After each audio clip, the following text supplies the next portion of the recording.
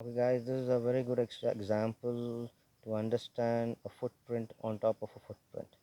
Okay, if you look closely, you can see the outer line here, which tells us this is the front foot of that samba deer, and the inner line over here is the hind foot of the animal.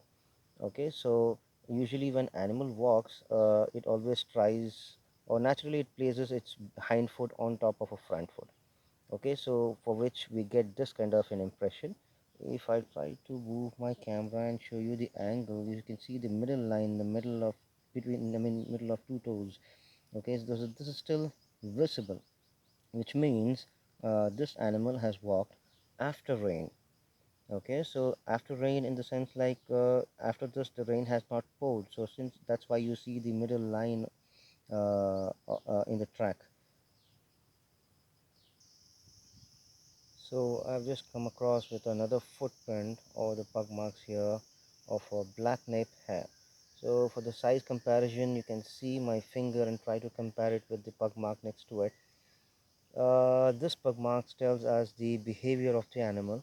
Okay, so there are deep penetrations of the nail marks in the middle of the in the pug mark or the footprints of it.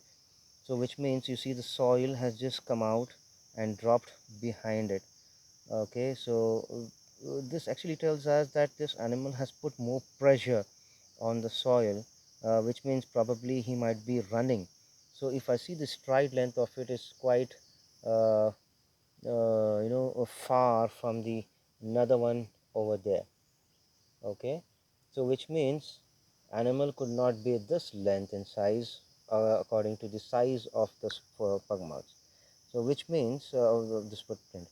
So which means probably this black nape hare had jumped from here till there.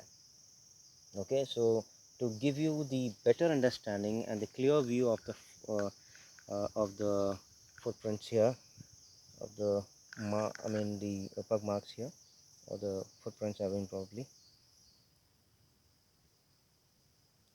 Okay, so you can see very clearly there are toes impressed and the main pad over here. Okay, so this tells us that this is a black nape hare.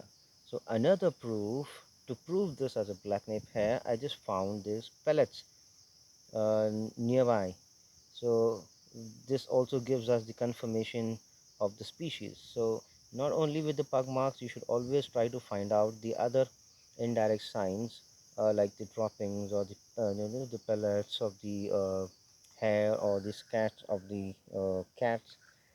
So these information, if you gather all this information and you then come into the conclusion of which animal has been moving around here.